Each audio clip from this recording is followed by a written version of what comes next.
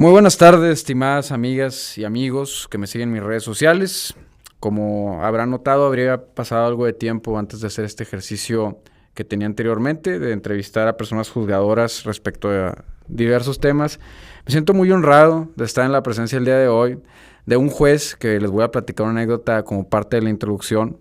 El juez de oralidad mercantil, César Díaz, que bueno, tiene un tema muy especial y yo se lo comenté antes de empezar este programa. Es una persona con la cual cualquier abogado puede ganar o perder dependiendo de qué tan bueno sea su trabajo, pero creo que es una persona muy empática con los seres humanos. Creo que es una persona que a lo largo de su carrera ha demostrado genuinamente un interés por las buenas causas y a continuación les platicaré brevemente una anécdota, nada más dándole pues las gracias por acompañarme el día de hoy, juez. Pues muchas gracias, licenciado Enrique. Muchas gracias a ti y a todo tu auditorio. Bienvenidos. Pues miren, lo que les quiero platicar antes de hablar de temas mercantiles y de pagarés y de todo este tema, es algo que me habla de algo que es usar la facultad jurisdiccional para hacer el bien. En 2017, lo pueden revisar ahí en ABC o en Google, pues como parte de un tema mercantil, entiéndase deudas, pues una persona en un embargo señaló a una perrita. A ver, yo tengo en total 4 perros. Yo soy una persona que tiene mucho cariño a los perros. Los que me hayan visto, pues saben que he promovido diversas iniciativas que cambiaron el Código Penal del Estado de Nuevo León en ese sentido. Casos que he llevado, la sentencia más, digamos, importante en materia penal. Fue un resultado de algo que yo hice pro bono. Y el juez, pues, vio una situación donde una perrita, si no me equivoco, estaba siendo señalada para embargo y aplicando criterios internacionales, le quitó el embargo a la perrita, tratándola como un ser sintiente, lo cual yo creo que muchos le agradecemos. Platíquenos, juez, de esa experiencia. Sí, Enrique, mira, ese asunto, primeramente, yo era juez menor, estamos hablando, creo que, si mal no recuerdo, fue en el 2017, 2018. Es un tema que en aquel momento pues es en cierta manera innovador. No había tanta información con respecto a los derechos de los animales. Ahorita ya estamos después de 7, 8 años prácticamente, ya hay más información al respecto. Ese asunto inició con un adeudo mercantil. Todos sabemos que dentro del procedimiento mercantil hay una fase que es de un documento que tiene ejecutividad, tiene la parte actora, el derecho para señalar el bienes para embargo. Van al domicilio del deudor y advierten la presencia de una perrita bulldog, se señala para embargo. La parte actora, en uso de sus derechos, la señala para embargo. ¿Qué es lo que pasa con posterioridad? Para el perfeccionamiento del embargo, lógicamente, lo que se solicita primeramente, antes de entrar en posesión, solicita la parte actora la entrega voluntaria de ese bien. Entonces me llega a mí al juzgado ese señalamiento para embargo, la parte actora me solicita la prevención para que se entregue esa perrita. Entonces empezamos nosotros en aquel momento a pensar, ¿qué voy a hacer con ese animal doméstico?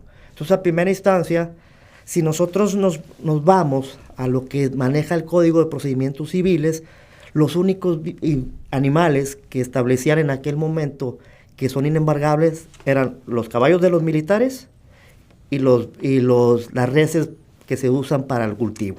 Entonces, yo platicando y me empiezo a documentar, empiezo a investigar, ¿por qué el Código de Procedimientos Civiles establece nada más esos 2 animales y no otros tipos? Resulta que ese artículo yo creo que tenía más de 50, 60, hasta 70 años que quedaba estático.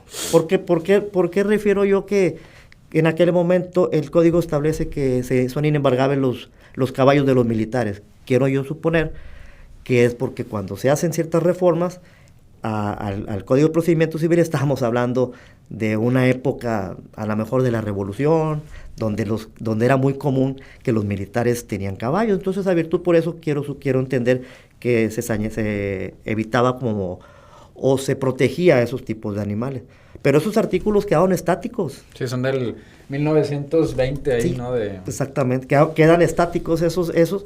la ciudadanía fue evolucionando y esos artículos que quedan estáticos no se encuentran acorde. Me estoy refiriendo nada más al tema de los embargos de los animales. No quedan acorde con el nuevo roce social. Entonces, ¿qué es lo que pasaba? Entonces yo empiezo con un ejercicio. Empiezo a ver cuáles son los pros y los contras para los bienes para embargo. Entonces yo le digo, una perrita de bulldog, primeramente, ¿cuáles son las cosas negativas o los imponderables que nos vamos a encontrar? ¿Quién será el depositario judicial? El depositario judicial de un animalito o una mascota no puede ser cualquier persona, tiene que ser, y más ese tipo de raza que necesita más cuidados. Entonces digo yo, bueno, a lo mejor veterinario tiene que ser un veterinario, el depositario judicial que tenga que cuidarlos bien, porque recordemos que estos perritos padecen de conjuntivitis, padecen de problemas cardíacos por la misma anatomía de su raza. Segundo, lugar de depósito. ¿Dónde van a poner ahí? ¿Quién sabe dónde? ¿Dónde lo vamos? Porque el lugar de depósito no debe decir, oye, la embargo y la pongo en la bodega, en una esquinita, en una jaula. Recordemos que también los animales domésticos empiezan a generar un vínculo. Claro. Entonces, yo empiezo a ver esos imponderables y empiezo, cuando veo eso, yo digo, ¿sabes qué? Le digo al secretario, ¿sabes qué? Esto vamos a proteger ese animal, vamos a proteger esa mascota doméstica. Entonces, el primer punto, ¿qué voy a hacer? Vamos a investigar, no hay nada legislado aquí en México. Empezamos a investigar y nos encontramos en información internacional sobre la Declaración Internacional de los Derechos de los Animales. Y dentro de esa declaración internacional establece, como lo mencionaste con antelación, les da la categoría de seres sintientes. Les dicen que incluso son personas. Pero les dice, empiezan a dividir como nosotros que somos personas humanas y ellos les dicen que son personas no humanas. Entonces dices tú, ay, ¿cómo hacen esa comparación? Dice, bueno, un ser humano tiene estructura ósea, los animales tienen estructura ósea. ¿Tienen tejido? Tienen tejido.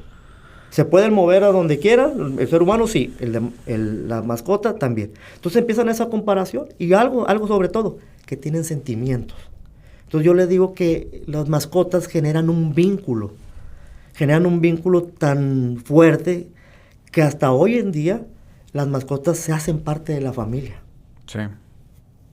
Si nosotros quitamos a una mascota de su círculo, puede generar afectación tanto en su estado emocional y hasta la puede llevar hasta la muerte. En aquel entonces estaba una reforma sobre la ley de protección a los derechos de los animales y yo lo agarré como un criterio orientador en el sentido de que si nosotros como Poder Judicial no protegemos a esto, podemos incluso llegar al grado de cometer el delito de maltrato animal. ¿Cómo? Al sacar de su ambiente, ¿De su familia? Exactamente, de su familia. Puede darse el caso que al sacarlo de ese entorno le afecta en la cuestión psicológica y por ende hasta llegar hasta la muerte. Entonces digo, esas son las cosas y que nosotros teníamos que ponderar. Entonces en esa resolución, que fue una resolución muy bonita, la secretario hizo una resolución muy bonita, me gustó bastante, que por eso te le mando un saludo. Quedó en ese sentido, se levantó el embargo, no se confirmó el embargo y protegimos a ese animal doméstico. Y digo, a lo mejor un poco chusca mi pregunta de cuánto era el adeudo, más o menos. Pues no recuerdo así en cierta medida. Recordemos que en los juzgados menores tienen una cierta cuantía establecida. Eran menos de 800,000 pesos. Mucho menos. Sí. Estábamos hablando, yo creo que un adeudo de los juzgados menores en aquel entonces creo que eran como lo máximo unas 120. Yo creo que eran muchos. En los juzgados menores se manejan mucho asuntos, pero de adeudo de 40, 50,000 pesos, de 20,000 hasta de 5,000 pesos, ¿verdad? Entonces yo lo que más recuerdo que no pasaba ni de 100,000 pesos eso. Y en estos casos, Platícanos un poco, juez, sobre tu experiencia. ¿Cuánto tiempo llevas litigando asuntos mercantiles? Donde no solo como el tema de la perrita, sino pues miles de asuntos más has visto. ¿Cuánto tiempo de tu vida le has dedicado a esto? Bueno, aquí en el Poder Judicial, yo ya tengo 25 años con plaza. Duré incluso 2 años de meritorio. Entonces ya tengo 27 años. Inicié en el 96, en el Juzgado Tercero Civil. Me salí, me fui a un despacho, me invitaron a colaborar a un despacho. Cuando llego al despacho, ahí ya estaba yo conociendo las dos facetas, como litigante y como servidor público. Después de un año que estuve en el despacho, me regresé al juzgado. Dije, ¿sabes qué? Mi vocación es esto.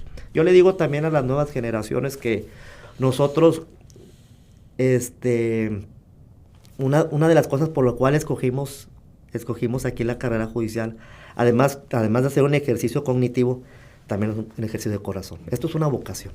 Nosotros, sí. Yo creo que el común denominador de la gente que integra el Poder Judicial somos personas que amamos esta institución. Y se nota mucho cuando un juez, yo te digo porque yo he litigado, gracias a Dios tiene oficinas en varios estados, y se siente mucho cuando a un juez le importa resolver el problema. O sea, no tanto le importa a una persona, le importa algo, sino le importa resolver el problema. Y yo lo veo mucho en tus temas, que haces todo lo que está en tus manos para que las partes lleguen a una mediación. ¿Qué tanto tiempo llevas con esta ideología de buscar una sana resolución de los problemas? Bueno, yo creo que desde que iniciamos aquí en la carrera judicial empezamos con ciertos destellos de querer tratar, lo que nosotros decimos, queremos ser parte del Poder Judicial, queremos resolver el problema de las personas. A veces, hay que ser honesto, a veces una sentencia no resuelve el problema. Entonces, aquí es lo que mencionabas, lo importante es el tema de la mediación. Desde que yo era escribiente, desde que yo era secretario, juez menor, tratamos siempre de avenir a las partes, de hacerles ver cuáles son las ventajas de la mediación.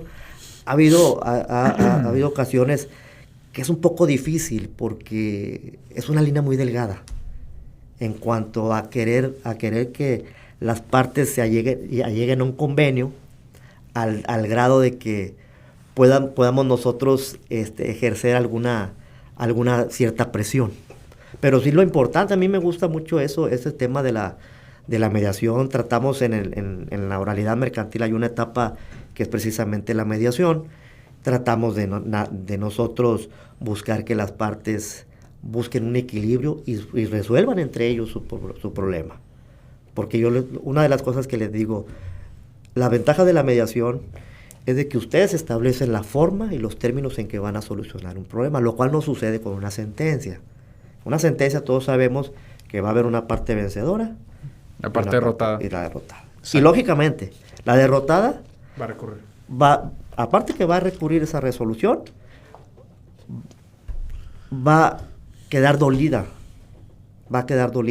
por la decisión que se tome el juzgado. También les platico a la gente, le digo, ¿cuál es la fuerza que tiene un juez? Es la decisión. Y la decisión tiene que ser decisiones objetivas, no decisiones subjetivas. Lo que hay en el expediente es lo que se va a resolver. A veces nos ha tocado que lo que se ve en el expediente es muy distinto a la realidad histórica. Yo también, por eso, cuando tocamos el tema de la mediación en las etapas del oral mercantil, yo le digo a la gente, a los abogados incluso, concienticen a sus clientes de llegar a un arreglo. Ustedes saben la verdad histórica.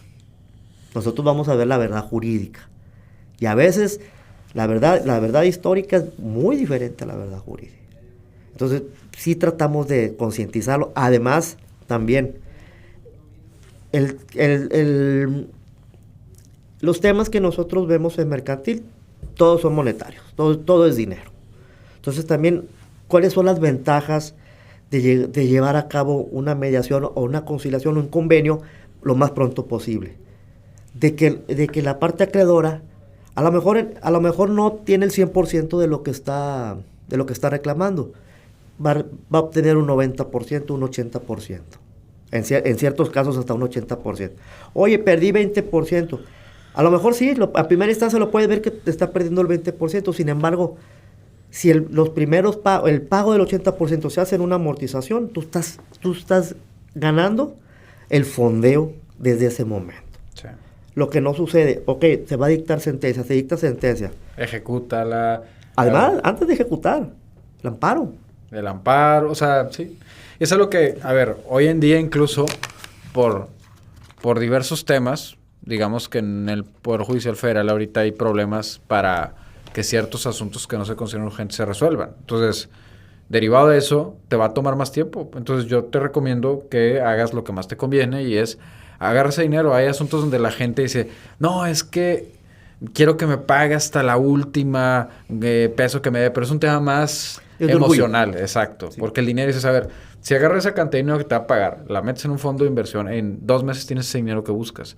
Si te peleas, en 2 años a lo mejor tienes el dinero. Entonces, es un tema interesante. Hasta uno se vuelve un poco psicólogo, ¿no? En esta profesión. Incluso ha pasado que la parte demandada dices, oye, nada más necesito que me des 6, 8 meses para liquidarte todo. No, yo lo quiero rápido, yo lo quiero aquí. Pues ahí nosotros tenemos que intervenir también y hacerle ver a las partes de que, no obstante estamos en la etapa de conciliación, falta terminar la audiencia preliminar, falta la audiencia de juicio, falta el dictado de sentencia y lo muy probable, el juicio de amparo. En aquel entonces los juicios de amparo están resolviendo en 6, 8 meses. Entonces yo les digo, a ver, te está pidiendo 8 meses, se está pidiendo 6 meses. Si tú no le quieres conceder eso, es lo que se va a llevar el tiempo. De aquí hasta que cause ejecutoria la resolución. Y en una de esas, si te dan reversa o la reposición del proceso. Exactamente. Digo, nunca sabes. Entonces, nosotros tratamos de concientizar a las partes, abrirles un poquito los ojos en ese sentido. Y el único interés que tenemos es que se resuelva su problema. No hay ningún interés en cuanto, oye, es que no quieres llevar a cabo el desahogo de pruebas, no quieres llevar a cabo la calificación de pruebas. Y ojo, también algo muy importante. Tratamos de concientizarlos en la etapa de conciliación de que platiquen, de que busquen una alternativa antes del pronunciamiento a la calificación de las pruebas. Porque esa calificación de pruebas puede afectar en la negociación. Nos ha tocado asuntos de que están así de llegar a un convenio. Vamos a insistirles. Y luego se califican las pruebas, se caen. Y ahora sí se cae todo. Sí. Oye, es que me desecharon la pericial. Ahora sí quiero arreglar. Ahora dice la contraparte. Ahora no. Ahora la sartén por el mango la tengo yo. Exacto. Y es válido porque cada abogado busca los intereses de su cliente. Y en ese sentido, a mí lo que me gusta mucho de la materia mercantil, siento que es más orientada al fondo y menos al excesivo formalismo. Por ejemplo, yo así lo veo por lo menos en Nuevo León. Es un tema, claro que hay formalismo y hay reglas, pero es un tema más de fondo y siento que la dinámica es más clara. Obviamente hay casos, por ejemplo, lo platicábamos de los pagarés, que tienen que cumplir con requisitos que establece la ley expresamente, pero también hay ciertos casos en los que, por ejemplo, un pagaré puede ser considerado como apropiado para, no sé, un juicio ejecutivo mercantil, ¿no? En ese sentido, juez, ¿qué puedes platicarle al auditorio? Que es muy común que se hagan pagares para miles de cosas. ¿Qué casos es válido? ¿Qué requisitos tiene? ¿Y en qué casos está esa línea gris de que falta esto o no falta esto? Bueno, recordemos que una práctica común que se está haciendo es que incluso en las compras a créditos les hacen firmar pagarés.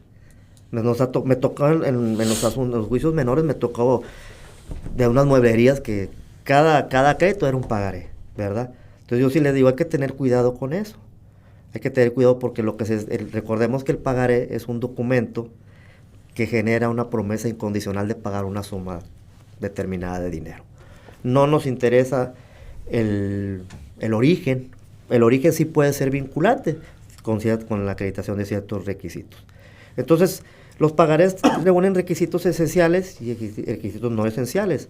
Dentro de los esenciales, pues tenemos que, lógicamente, la cantidad, la firma, que no los puede... Y hay requisitos que no son esenciales, que el tenedor los puede agregar antes de la presentación para el cobro. Que a lo mejor el interés, alguna fecha de pago, qué sé yo. Entonces, algunos de esos. Sí, pero sí es concientizar a la gente que lo que se está firmando, cuando se firman un pagaré, están adquiriendo una obligación. Eso y el aval.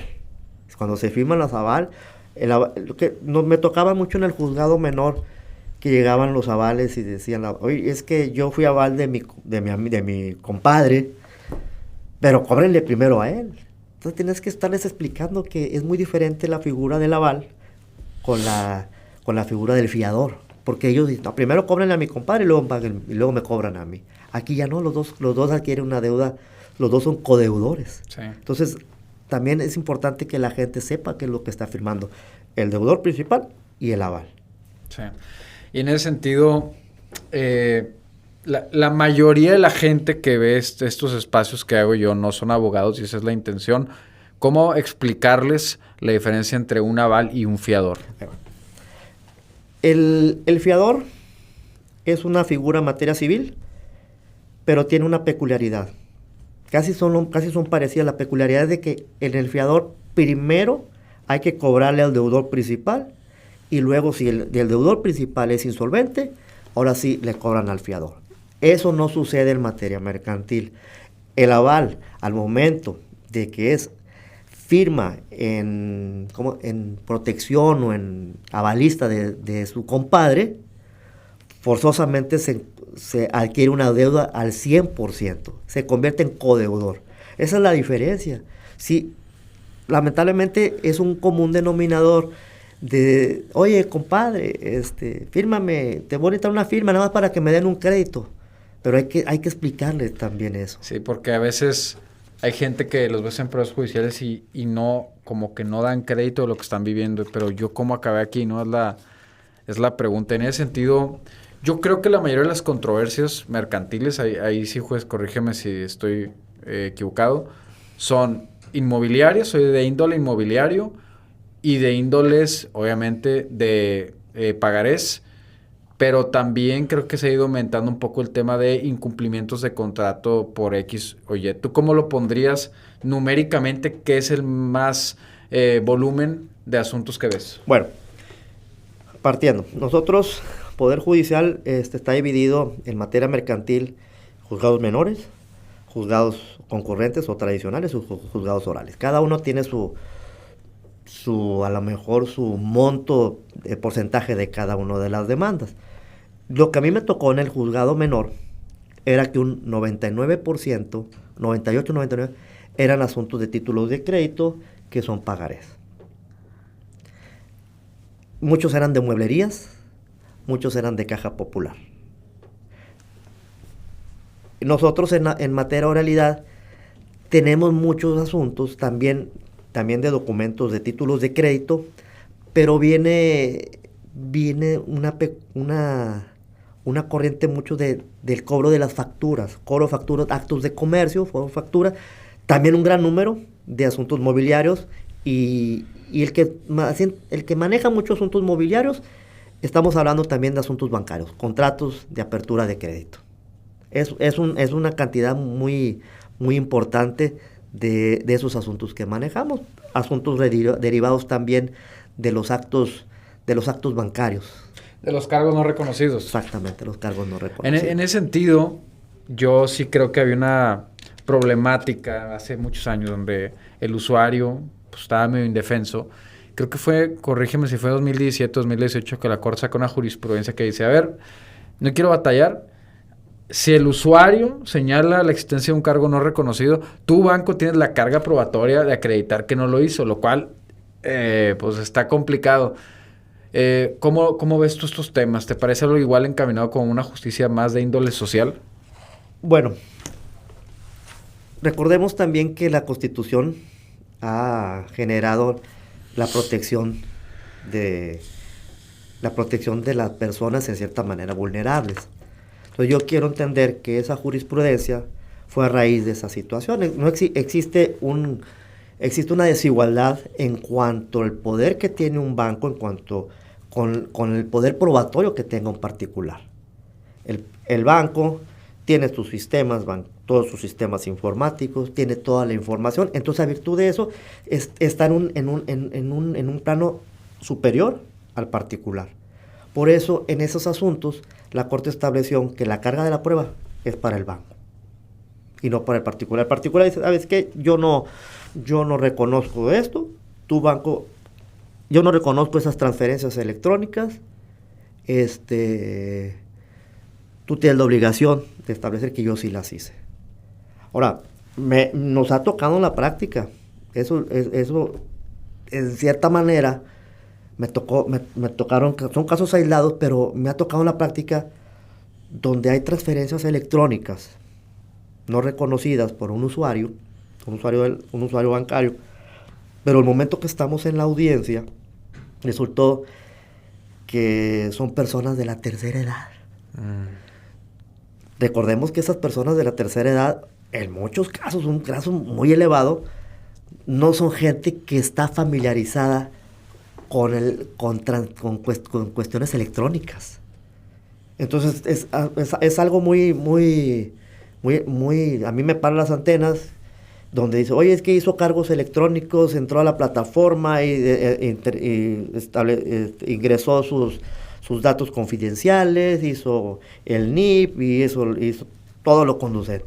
Y uno ya está en presencia, estamos hablando señores de 70, de 80 años. No, pues que dices, no es creíble. No es creíble. No obstante eso, también me tocó en un asunto particular que en la misma transferencia era una señora que cuando en la etapa de conciliación nos dice, fueron los ahorros de mi vida, son 60,000 pesos. Es que usted hizo la transferencia, señor, yo no le entiendo la transferencia. Era una señora que se dedicaba a la intendencia en un jardín de niños. Su escolaridad era hasta la primaria. Cuando le pregunté la escolaridad hasta la primaria. Y algo que me sorprendió, que ella dice, bueno, sí manejo celular. Y mostró su celular ahí. Entonces era un celular de esos... Nokia de esos que yo creo que, sin menospreciar, por lo que venden en el Super 7. Entonces, todas esas cosas nosotros también decimos, oye, ¿cómo la postura del banco dice que esta señora hizo la transferencia a través de eso? Entonces son cositas que nosotros también tenemos que advertirlo. Claro. Tenemos que advertirlo. Y son presunciones. Son presunciones que tenemos que advertir. No, y dentro de los principios de los juicios orales, en general, existe una libre valoración probatoria. Y cada elemento que tenga la persona juzgadora puede ser valorado de la manera que la persona juzgadora crea pertinente. Creo yo además que es muy bueno porque realmente va de la mano de lo que debe ser la facultad jurisdiccional, que es, yo soy una persona que tiene criterio y pues yo aplico el derecho de una manera interpretativa. Me parece muy bien que esos elementos sean tomados en cuenta. Y la pregunta a continuación es sobre, bueno, yo en el mundo inmobiliario veo cada vez más creatividad en las ofertas. Por ejemplo, se maneja, oye, te ofrezco un local comercial y además te ofrezco las rentas garantizadas. Y yo decía, a ver, si te incumplen, pues ¿qué va a hacer? ¿Vas a promover un juicio oral de arrendamiento? Que, pues, en materia algo mercantil y civil va a haber ahí un híbrido. Y leí una jurisprudencia de la Corte, interesante. Bueno, no, creo que era de la Corte, que manejaba que podía ser materia de la oralidad mercantil, este tipo de temas también. ¿Qué opina usted de esto? Sobre lo de arrendamiento. Cuando le prometen a una persona, o sea, va a comprar un local y hay un tema de una promesa y por alguna razón no hacen el local, lo que sea, lo he visto varias veces, pero le prometían rentas garantizadas. Entonces entran, desde mi punto de vista, dos áreas del derecho, que es el derecho civil, en teoría de arrendamiento, pero hay un incumplimiento de promesa de una compraventa, entonces mercantil, porque hay especulación comercial. ¿Cuál sería su criterio? ¿Cómo ve esos criterios nuevos que están saliendo?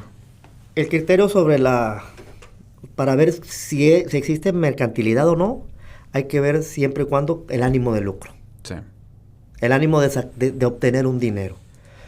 en este asunto, en el caso particular que me manifiestas, si existe una promesa para adquirir un inmueble con ánimo de lucro, no obstante que existan con rentas garantizadas, el objeto principal es un acto de comercio.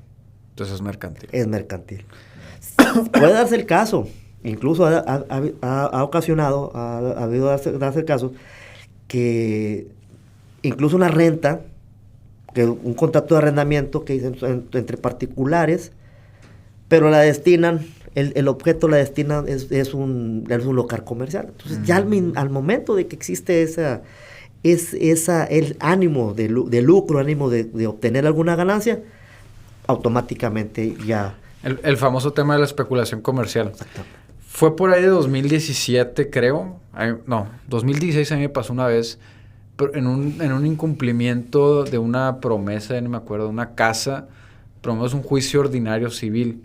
Y en la resolución, la persona juzgadora manifiesta, es que con independencia de si es uso de casa habitación o no, había una especulación comercial, no puedo resolver, entonces es materia mercantil. Y desde entonces, creo que los criterios de la Corte son más tendientes a especulación comercial, mercantil. Sí, exactamente. Sí. Lo que sucede en los de arrendamientos, si es una casa habitación, sí, ahí ya no hay especulación mercantil. Aún y cuando puede darse la interrogante. Yo tengo una casa, sí, y yo te la rento a ti. Yo estoy obteniendo una ganancia. Exacto. Oye, pero es una casa habitación. En materia civil. A mí me queda duda porque yo estoy obteniendo una ganancia. Exacto, hay un ánimo de lucro. Por ejemplo, había un tema sobre una compraventa de un vehículo. Yo soy dueño de un lote de carros y yo llego contigo. Oye, me gusta tu carro, yo te lo compro. Yo lo compro porque lo quiero meter a mi lote de carros para venderlo. No hay duda que estamos hablando de un acto de comercio. Somos comerciantes, yo soy comerciante, tú eres comerciante. Pero tú tienes un carro de colección. Oye, licenciado Enrique, me gusta tu carro. ¿Para qué lo quieres, César? Para colección. Te lo compro, no obstante que yo me dedico al comercio, pero ese bien no lo adquirí. No mensaje comercial. Exactamente. Entonces, ahí creo yo que ya no se da la mercantilidad. Sería civil. Pero ¿cómo pasa de también los sujetos intervinientes del acto de comercio? Le puede dar la connotación si es civil o mercantil. Sí, es lo que a mí me gusta de estas épocas del derecho, que cada vez más se vuelven menos rígidas ciertas estructuras judiciales. El elemento subjetivo tiene mucho que ver. Y te voy a dar un ejemplo. En el tema de los intereses usurarios. Todos sabemos que la Corte estableció un parámetro un abanico muy grande para saber si un interés es usurario o no. Entonces, te pongo un ejemplo. Tú eres dueño de tu despacho, llega una persona de tu oficina, licenciado Enrique, tengo un problema, quiero ver si me prestas 50,000 pesos. Es tu trabajador, y tú le dices, sí, te puedo prestar los 50,000, nada más que yo te cobro el 8% mensual. Entonces, no pagas, se van a juicio, y el juez lo reduce. Porque lo reduce, y el elemento subjetivo quiere decir, tú eres el dueño del despacho, y esta persona era un trabajador, a lo mejor practicante, vaya, que no le pagas, o le pagas para los gastos. Sí. Entonces ahí sí existe el elemento subjetivo, si hay una desigualdad, protege a esa persona. Pero puede darse el caso al revés. Llegó esta persona y llega me pidió prestado. Ella te dice... yo le pedí prestado. Exactamente. Oye, recibí una herencia, tengo 100,000 pesos y los quiero invertir. Oye, préstame. Yo te pago el 8%. Un rendimiento. Te doy un rendimiento del 6% al 8%. No le pagas, se van a juicio. ¿Crees que el juez en ese caso tiene que reducir, pero ¿hasta dónde lo puede reducir si tú demandas, si tú dices que son intereses usurarios? ¿Hasta dónde explotaste tú a tu trabajador?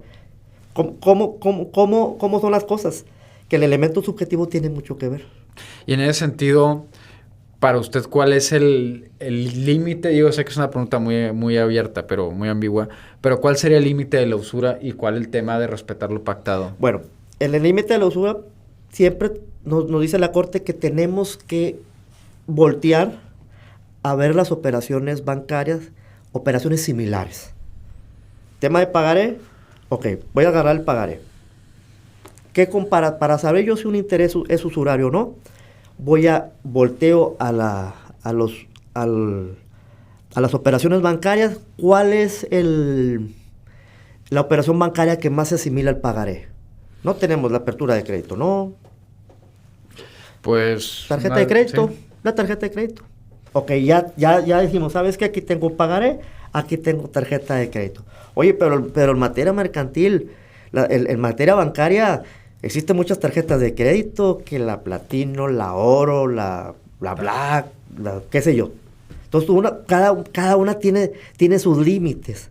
Oye, que la clásica, tiene un límite de crédito 20,000. Y luego viene la de Oro. La de Oro tiene límite de crédito 40,000. Y luego viene la Platino tiene hasta 100,000. Y luego viene la Plus o no sé qué, tiene 300,000 pesos. Entonces tenemos que ver nosotros cuál es la tarjeta de crédito que vamos a ver que sea más acorde al pagaré. Si el documento, la deuda son 20,000 pesos, ¿cuál tarjeta de crédito me voy a ir? A la clásica, a la que llega a los 20,000. Entonces ya no me voy a ir a la tasa de interés, a la American Express. América, exactamente. Sí. Entonces me agarro, ya localicé qué es tarjeta de crédito, ya localicé qué es la clásica. Ahora bien, los bancos manejan indicadores bancarios en forma mensual. En las tarjetas de crédito clásicas, estos son mis indicadores mensuales. En el mes de enero de tal año, cobro estos intereses. En el febrero cobro estos intereses. Todos los bancos aviso y por haber, tienen sus indicadores. Entonces, enero, febrero, marzo, abril, mayo. Ok. ¿Cuál voy a agarrar? Porque es variable. Yo en lo particular digo, voy a agarrar, si el documento se suscribió en enero, voy a agarrar tarjeta de crédito clásica, el indicador del mes de enero. Para saber si ese interés es usurario o no. Ok, te estableció un 8% mensual. ¿Cuánto es el 8% mensual? Estamos hablando de 96% anual. Tú checamos los intereses. Oye, lo máximo es un 48%. 48% que manejan la clásica. Comparo, 48% con 96 es usurario. ¿Es usurario? Sí. Voy a reducirlo. A lo que establece la tarjeta de crédito. A lo que establece la tarjeta de crédito, aún y cuando puede reducirse más, también utilizando los elementos subjetivos. Es un tema, eso por aquí yo sí lo desconocía. Ahí va, elemento subjetivo. Me tocó en un asunto en los juzgados menores que manejamos esto. Yo reduje a la tasa de interés bancaria, pero además la reduje un poco más tomando en consideración elementos subjetivos. Oye, ¿cuáles son esos elementos subjetivos? El demandado estaba representado por la Defensoría Pública del Estado. Si nosotros nos vamos a ver cuál es la visión y la omisión de la Defensoría Pública, es ser representante de personas o ciertos grupos vulnerables. Entonces, la Defensoría hace un estudio socioeconómico. Si eres grupo vulnerable, te represento. Entonces, a virtud de eso, lo reduje no al 4%, lo reduje al 3%, o del 3 al 2% mensual. Entonces, todos esos elementos también hay que tomarlos en consideración. Y en ese sentido, ¿qué tan frecuente, es algo que había pensado, qué tan frecuente es que un banco, una institución bancaria, promueva un proceso mercantil por la deuda, no un crédito hipotecario obviamente, pero sí una tarjeta de crédito? Yo me he puesto a pensar el costo-beneficio para ellos. No nos ha tocado. Desde hace mucho que dejaron de presentar demandas de tarjeta de crédito los bancos. Sí, porque no es negocio. Digo, no estoy diciendo a la gente que no paguen sus tarjetas de crédito, porque tendrán como consecuencia... Pero que tengan la facultad, la tienen. Sí la tienen. Sí, exacto. O sea, ellos, como tú dijiste ahorita, el costo-beneficio es muy diferente. Pero que tengan la facultad. Vamos a suponer, tú me firmas un pagaré de 1,000 pesos. podría. El costo-beneficio no es mucho. Pues tengo la voluntad para demandarte por $1,000. Y por $1,000 te puedo embargar la casa. Increíble. O sea, porque no deja de ser una deuda. Fíjate, regresando un poquito al tema de los intereses. Ya vimos cuál vamos a agarrar. Pero estoy hablando de intereses ordinarios. Si en un pagar se establece un interés ordinario, yo utilizo la fecha de suscripción. Fue en enero, agarro la tasa de enero. Pero también el banco maneja clientes totaleros y no totaleros. ¿Cuáles son los no totaleros? Los deudores. Entonces, también el banco te maneja estos son los totaleros, los que pagan a tiempo, les manejo esta tasa de interés. Y estos son los que no pagan a tiempo, manejo esta tasa de interés. Entonces, ¿qué hago yo? Un ejercicio. Los que pagan a tiempo, interés ordinario. Los que llegan a incumplimiento, interés moratorio. Entonces, ahora sí voy a comparar el interés moratorio con las tablas que manejan los bancos como clientes no totaleros. O sea, dentro de los parámetros hay incluso distinciones que son muy subjetivas. Y para haber llegado a ese tipo de análisis, o sea, me imagino que tuvieron ustedes que haber tenido estas suertes del paso del tiempo, de irlo averiguando paulatinamente, ¿no? Lógicamente. Esto se hicieron no con una sentencia, no con 2, no con 10, no con 100, 200, 300 o 400 sentencias. Dictábamos en los juzgados menores, que era el común denominador los pagarés, dictábamos 80, 90, 100 sentencias mensuales. Entonces, y en todos los asuntos teníamos que analizar los intereses, el interés usural, porque ya era una obligación por parte de nosotros establecer si existía o no alguna vulnerabilidad en cuanto a la explotación el hombre por el hombre en tema de los intereses. A mí precisamente eso es lo que me hace que me agrave más el derecho mercantil que el derecho civil, porque a veces en el derecho civil siento, no sé si usted comparta o no, esta apreciación es personal, hay mucho más tema, repito, formalismo en cuanto a interpretaciones, incluso yo diría algunas muy doctrinales en algunos temas, y siento que el derecho mercantil, por ser un tema particularmente de negocio, es muy dinámico, o sea, es muy al fondo. Vamos a debatir ese tema. ¿Cree usted que esto ha sido como a partir de la facultad del legislador o es un tema que ha sido dinámico por la facultad jurisdiccional? Bueno, yo creo que los dos intervienen, pero yo creo que se parte también de que en materia mercantil se utilizan mucho los usos mercantiles. Entonces, yo hago una comparativa. Vamos a hacer un ejemplo. En el procedimiento oral civil, oral mercantil. Si nosotros vemos el procedimiento oral civil, hay muchas formalidades que tiene que hacerse en una audiencia. Que los hechos no controvertidos. Los hechos controvertidos, ¿acaso sí, no controvertidos? No, ¿cuál es el extracto de la demanda, de la contestación? Invitar a las partes a la conciliación, y luego incluso después de la conciliación no llegan a un acuerdo, calificación de pruebas, y después de calificación de pruebas, una vez que ya calificaron las pruebas, otra vez otra conciliación. Hay muchas formalidades que en la legislación mercantil lo quitaron, como que es más dinámico. Yo lo que trato de hacerlas en mis audiencias, trato de ser muy práctico, porque también como estamos hablando de que el 80, 99% son personas que están muy familiarizadas con el acto de comercio. Ellos quieren sentirse un poquito más de por sí, para una de las partes es incómodo ir a una audiencia judicial. Y si nosotros empezamos a ser muy, muy, muy formales, no quiere decir que el no ser formal no se respeten las reglas del procedimiento, sino que yo siento que el legislador dijo, son comerciantes, ¿cómo se hacen los actos de comercio? Sin muchas informalidades. Entonces, informalidad, aplícalo también aquí en el derecho, en el procedimiento. Sea un poco más laxo, no seas tan formal, no seas tan rígido, vaya. Entonces, me ha tocado en las audiencias que al inicio veo a las partes con una postura defensista tremenda. Vaya, como con con la postura así. Entonces empezamos a hacer la audiencia un poquito dinámica, un poquito no tan formal, y yo desde que veo las posturas donde ellos empiezan a moverse ya más despacio, ya no les ves tan rígido el rostro, porque creo que es importante eso, hacerles ver a la gente que este es un asunto de dinero, que se puede resolver cuando sí. ellos quieran. Entonces yo creo que tanto el legislador como el Poder Judicial, como nosotros, hemos ayudado a que se hagan los procedimientos más dinámicos, no con mucho tecnicismo. Sí. Porque los abogados que participan en una audiencia, ellos sí tienen están muy familiarizados con lo que son la terminología jurídica, pero las partes no. Sí. Como dijiste ahorita, mucha gente dice, oye, yo quiero que me digas esto, pero no me digas tecnicismo, dime esto.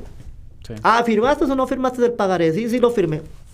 No me digan, oye, es que la prueba pericial y que la jurisprudencia, pues ellos no saben de jurisprudencia. Tenemos que ir siendo más laxos en ese sentido. Tan es así que en el 2015, 2016, empezamos nosotros como Poder Judicial con las sentencias que le llamaban sentencias ciudadanas. Son sentencias que le empezamos a quitar tecnicismos, le empezamos a quitar muchas cosas y hacemos sentencias más cortas, más concretas. Es un poco como las de fácil lectura para los menores. Exacto. En materia familiar, ¿no? Sí. Y en ese sentido, hay asuntos que son un poco muy dinámicos, pero se me ocurren también asuntos que son un poco más complejos, como por ejemplo un juicio ordinario mercantil, que tengan un problema societario o temas de acciones. ¿Le ha tocado alguna vez resolver controversias de esta índole? Donde sí. Entren ya... ¿sí? Son cosas innovadoras también sí. Para nosotros. O sea, que decir, a ver... No, es que esta acción que...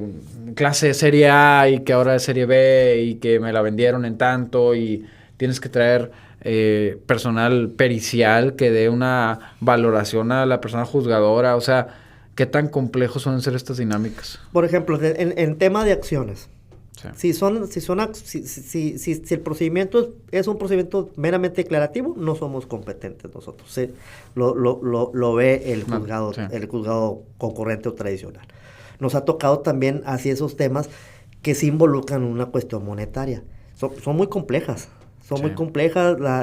El cumplimiento de los contratos es muy complejo. Me ha tocado deshogar periciales y expericiales en contabilidad, periciales en informática, porque para ver los estados financieros, para ver cuánto es el rendimiento de la inversión, es muy complejo. Es muy complejo todo eso. Y por ejemplo, en ese mismo ámbito de los negocios, ¿le ha tocado casos, a ver, voy a ponerlo, temas que se me ocurran complejos, no sé, la venta de o negocios que tienen copropietarios y reclamen, no sé... sus ganancias. Sí, temas de utilidades. O sea, ¿qué tan complejo es para una persona juzgadora? Porque lo van a llenar de periciales ambas partes. Y, o sea, ¿cómo resolverlo? Porque realmente son temas que a veces ya, más que jurídicos, parecen de extracto de un financiero. Recordemos que la prueba pericial es una prueba que nos ayuda técnica. A nosotros, se supone que nos ayuda a ilustrarnos, ¿verdad? Pero casualmente en todas las materias el perito que lleven los abogados siempre dice lo mismo que plantea la parte que lo propone. Cada uno de los peritajes lleva su grado de sesgo. Sí, ¿verdad? Nos ha tocado deshogar, esas son muy complejas, hay que aceptarlo, son complejas en cuanto al fondo. En el procedimiento es un desahogo noble, en cierta manera los desahogos son nobles, pero ya entenderle, comprenderle y además estar escuchando a los peritos para que nos ilustren, y es un tema cognitivo un poco complejo. Pues ya lo escucharon, amigos. A ver, ser persona juzgadora no son enchiladas.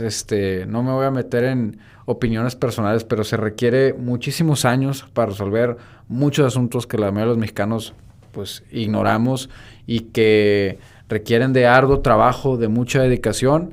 Yo le agradezco mucho, no solo que haya venido, sino esa vocación que usted tiene por ayudar a las personas. Yo lo he visto, o sea, no solamente a un lado u otro, sino siempre trata de que todas las personas en armonía resuelvan sus conflictos, nos tome audiencias conciliatorias diversas y se agradece porque el litigio a final del día es un asunto de ganar o de perder, pero también es de consideración a los demás. Es una ciencia, son humanidades y eso de la perrita, más que ser un tema de precedente, habla de cómo es usted, de cómo se valió de las herramientas complejas del mismo sistema que requerían una gran habilidad intelectual, pero además muchas ganas de ayudar a las personas que sufren y eso siempre como profesional del derecho se lo agradeceré y bueno, desearle el mejor de los éxitos en todas las actividades que haga y ojalá que lo podamos volver a tener por acá. Muchas gracias, licenciado Enrique, muchas gracias por la invitación y con mucho gusto. Cualquier cosa estamos a la orden, el correo del Poder Judicial es mío, es el cesar.diaz@pjnl.go.mx. A esto a las órdenes, si gustan, me envían un correo y les mando la resolución de la perrita. Excelente. Pues esto fue todo por el día de hoy. Estimados amigos, que tengan un excelente día. Hasta la próxima. Muchas gracias, hasta luego.